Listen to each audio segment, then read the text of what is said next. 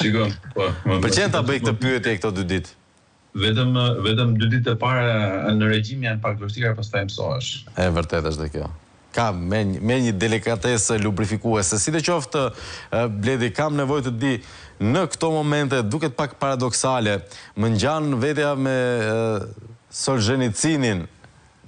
Ata gënjejnë, ne e dim, ata e din që ne e dim, ne e din që ata e din që ne e dim, po ata prap gënjejnë.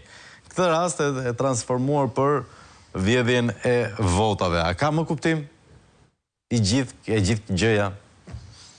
Është vështirë të ruash, si më thënë, higjienën mendore, kur futesh në rrjetet sociale, qoftë kur ndjek ekranet, me të se çfarë po ndodh aktualisht,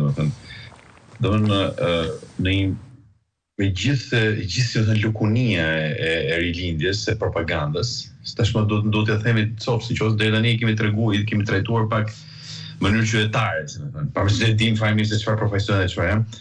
Shikon pastaj që gjithë njerëzit, ata që janë hiqur si opozitar, i bëjnë gjyqin opozitës pse vjedh qeveria, pse blen qeveria.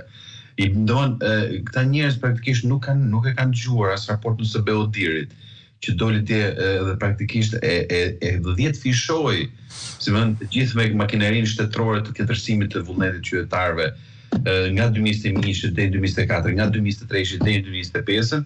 Domethënë kjo është një çuditëri e madhe, më thua, o nuk jemi ne mirë, ose nuk janë ata. Nuk po themi që qeveria kjo opozita nuk do të duhet bëjë një analizë të hollë dhe të rëndësishme brenda vetes saj për gjitha gjërat që nuk kanë shkuar.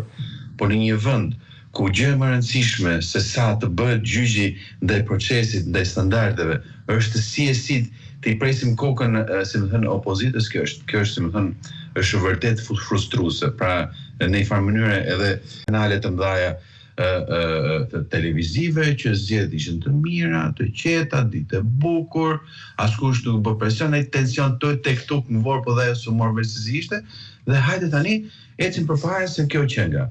Kjo është me realisht shqetësuese dhe kjo sigurisht që është e gjitha me një skenar të mirëfillt që jep popullit ca ampula dhe që praktikisht e mban të mpirë e ndërkohë që goditet edhe në robrohet, si me thonë, me shumë gjas për 4 vitet të ardhshme.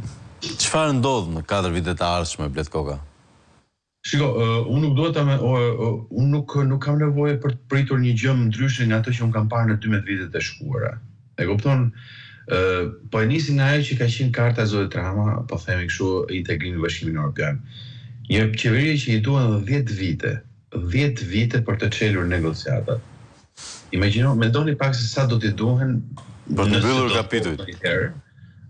Për t'i mbyllur këto negociata. Jo për t'i mbyllur, praktikisht më imagjinoj sa do t'i duhet një qeveri të kësaj natyre që i duhet 10 vjet për të çelur negociatat, për t'i mbyllur dhe për të bërë atë që është, si më thënë, është antarësimi që për mua të vënë edhe dëshira më e madhe e vetë vend Bashkimit Evropian të bëndet pa mundur kushtet, sepse dje ai që më bëri përshtypje një nga anëtarët e delegacionit zotit Edhe një lutem Koka, nga cili antar i delegacionit? Ishte zoti Michael Gahler, i cili është krye vëzhguesi i Parlamentit Evropian për Shqipërinë. Duke qenë se bën një përshkrim fillimisht, një përshkrim gjysmë Afrodit, po i quhet të vlerësimit të zgjedhur, megjithëse raportin e përcjelljes vet kishte Hermafrodit për ata që nuk e dinë është as burr as grua, as mish as peshk, okay? E kupton?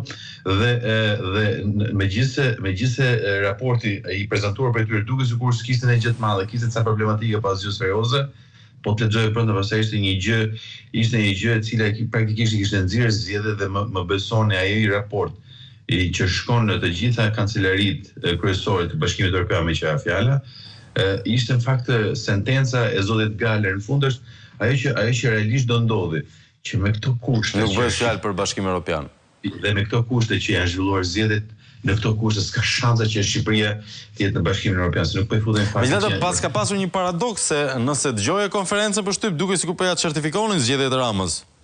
Po, shiko, ata e thanë vetë, biles një nga ajo zonja që ishte më e moshme, po quajmë kështu. Po. Ai tha, "Dore, ju na merrni shumë seriozisht neve", tha. Po, e tha. E kupton dhe kishte literale, sepse pa një lloj, si më thon, presioni pozitiv, mund ta quaj, po e them kështu, nga ana e gazetarëve që në një farë mënyrë i donin ti pyesin horizont dhe o zotrin. Këto zgjedhje vlen apo nuk vlen?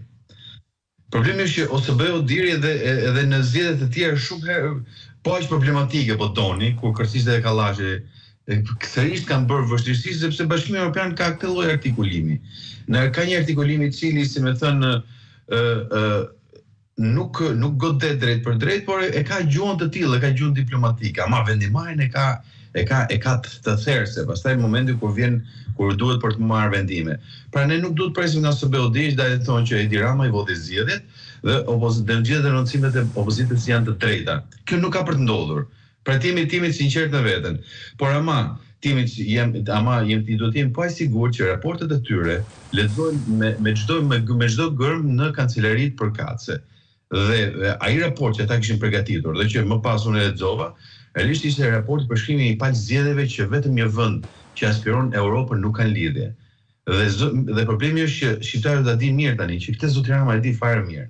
Ai e di fare mirë se çfarë kanë shkruar raporterët, e di fare mirë se çfarë efekti ka kjo tek Bashkimi Evropian dhe di fare mirë se kjo gjëja vetëm si më thënë Bashkimi Evropian nuk mund t'i japë Shqipërisë. Dhe qytetarët shqiptarë do ta kuptojnë një ditë që njeriu i fundit që ishte interesuar për ta integruar këtë vend Bashkimin Evropian ishte Edi Rama dhe arsyeja kryesore që vendi ju zvarrit kaq shumë procesi që negociatave dhe që ndoshta do të bëhet i pamundur antarësimi ndonjëherë në Bashkimin Evropian është ai që sot e kanë kryeministër për herë të katërt. Nëse nuk është se do në një studim të madh për të kuptuar dhe për të verifikuar shpejt se si ka qenë qasja e Partisë Socialiste ndaj Komisionit Evropian fillim, MSA-s më pas, antarësimit NATO më tej dhe patjetër antarësimit në fund.